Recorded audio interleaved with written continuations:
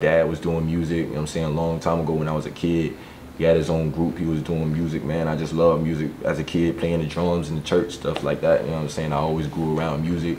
Music was always around me. I love music. That was my second love at the time. First love was basketball, so I attended more to basketball, but after my pops died, I just had so much pain, I just had to talk about it. So I'm just really trying to do this for my family, man, for real. Like, you know what I'm saying? My mom really, she be going through it now that my dad not there, because I was like, you know what I'm saying, her #1 provider. So like, I'm there now, you know what I'm saying? So I'm really doing this for my mom, type joint, my brothers and my families, because everybody need it, you know what I'm saying? So that's pretty much all it is. It's so rare in this industry to have artists, you know, who one, have a father, and two, are open and, you know, honest enough to talk about their father. Yeah. One of them was Nas. Nas, you know, he knew his pops, and you told me that your pops make music. His pops did too. His pops, you know, played an instrument. Yeah. Can't remember if it was the trumpet or however it went, but I think it would be dope if you sampled, bro. Yeah. You know what I mean? Like, you know, bring a little life back to the situation. See, you like that? Yeah. That joint, no, I was thinking about it. I was talking to my brothers about it. I was like, I'm finna go make a beat and stuff like that. We finna rock to it, cause my dad, he was like on the gospel side, like doing stuff like that. But you know what I'm saying? Ain't nothing. Like I'm really I'm thinking about doing a sample and stuff. I could mix a little something into it. You know what I'm saying? Make a beat out of it. I was really planning on doing something like that. So. Yeah, I'm really thinking on doing something like that, but that'd be hard. That'd be hard. As far as your music career goes, you know what I mean? Where you see yourself musically, you know, as far as business goes, in like the next 6 months? Oh man, what you looking for in the next 6 months? Really, I'm just looking for, like, I ain't really looking for. Man, I'm just really trying to I ain't really looking for nothing, man. I'm just really like doing this because this is what I love to do. This is my heart, man. Like, I'm really not looking for like no, you know what I'm saying, no management team, no nothing like that. Like, everything I do is around me. If I need a manager, I'll make it my mom, I'll make it my brother, like, you know what I'm saying? Like, that's what I always say. But if a label come across, you know what I'm saying, say they want me, I'm down for it. Like, I'm always gonna stay independent because I know my worth, you know what I'm saying? But that's what I'm looking for. Like I'm saying in my songs and stuff like that, like, I'm looking to get bigger in life. I'm looking to sign a deal, stuff like that. But I know it all takes time, so I just pray up to God, you know what I'm saying? When the time comes, you know what I'm saying? I ain't rushing nothing. I don't sit around here and be like, man, I need this label deal, it needs to hurry up, man. When the time comes, man. God do all things, and you know what I'm saying, for a reason. If it's not worth it, you know what I'm saying? Just like basketball. I did basketball, it stopped me at a point, you know what I'm saying?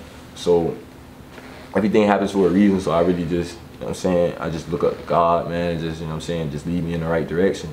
And that's all I'm doing, man, just following this direction. Who would you say your biggest support is in this thing, man? Shout out to my moms, should be like my sisters, my brothers, you know what I'm saying. How many siblings you got? I only got 3. I got 2 sisters, Tanaya, Tiara, and my brother Dante.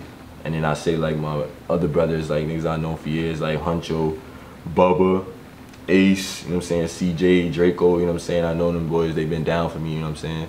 So then my brothers too, Killer, you know what I'm saying. Niggas like that, man, they be around me, they support me all the time. Like, anytime I do something, you know what I'm saying, they give me points, they let me know, you know what I'm saying, this is not, whenever I go to the studio, they always with me, you know what I'm saying. They let me know if I, you know what I'm saying, I do better, like Hector, you know what I'm saying, like, we be in the college rooms and stuff, he'll let me know. He was the one that helped me, actually, not help me right there, mama, but you know what I'm saying, when I was showing him, like, this is what I got, you know what I'm saying, he'd be like, nah, you should say, put more into it, you know what I'm saying, put more work into it, stuff like that. So it's like a whole lot of people that support me. But the main ones, like, you know what I'm saying, my mom, my brothers, my sisters, my family, you know what I'm saying, my brothers, outside brothers, like I was named, you know what I'm saying, they really do support me a lot. And I ain't gonna lie, a lot of people outside of them, like, you know what I'm saying, people I know from high school, stuff like that, like, they support me. Jacksonville support me, they my most streams right now. New York support me, my second home, they support me right now. Surprisingly, Phoenix, I get a lot of streams from them. Milwaukee, they support me right now, so shout out to them.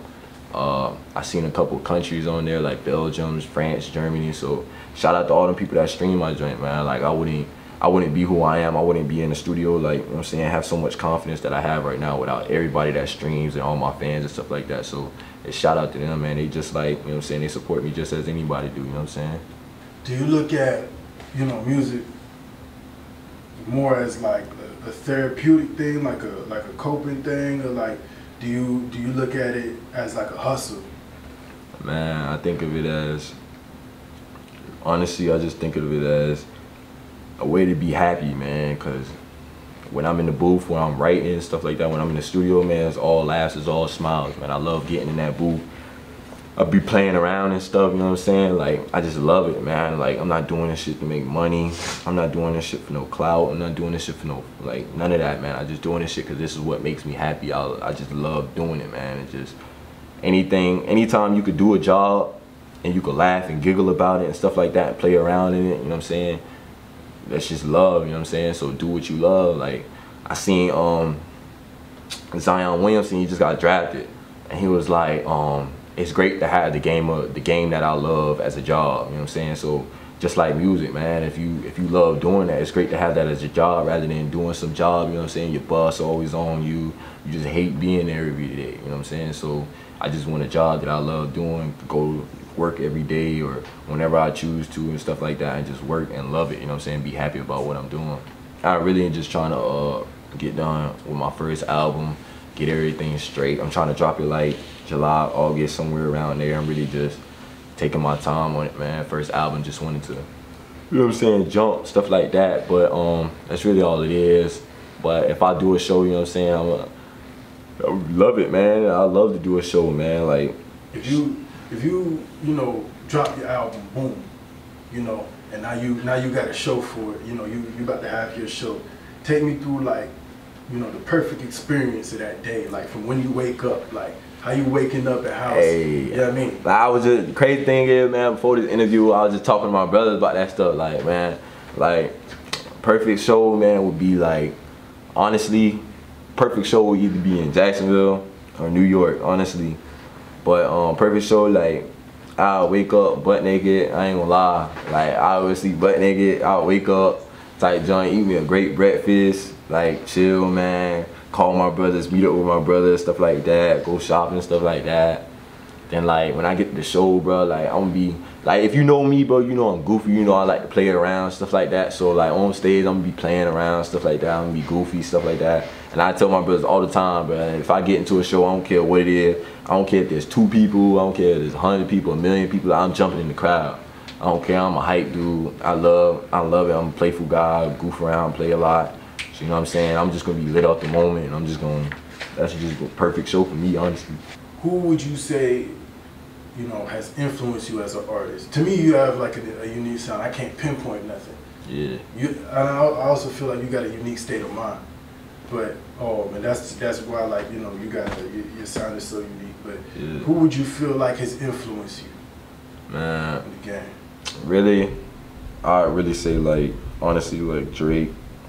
I listen to a lot of Drake, pretty much. I did listen to, like Nav, I used to bump him for real. I ain't gonna lie, like, I used to bump Nav, like, when he first started coming up. I used to bump him, and, like, I heard Nav, like, talking a lot about, like, he just talked, and then I mixed, like, him, and I mixed, like, Drake, and I used to listen to him all the time, and I used to listen to how Drake talk about his family and stuff like that, and I used to read up and, like, look up, like, Drake's story and stuff, like the path he took to get where he at, and I just, like, always could, like, relate to that type stuff like that. Not saying I am Drake or nothing like that, but, you know what I'm saying, like. Yeah, I can see that, you know what I mean? Really family oriented. Yeah. You know what I mean? And watching your 6, because it's just a lot of shit there's a lot of things that's going on. So, if you don't mind me asking, how your pops passed? Actually, it was January 3rd. I had woke up at, like, when was it? It was like 2:30, 2:45. I had woke up. I called my brother Ace, and then all of a sudden, my mom was like, "Come get your dad." And I was like, "What do you mean, come get your dad?" And she was like, "Come get him." So I had walked into the room, and then my dad was like, you know what I'm saying, he was leaning down, like kneeling on the bed, like both arms on the bed like this, and kneeling down. And I was like, "What's wrong?"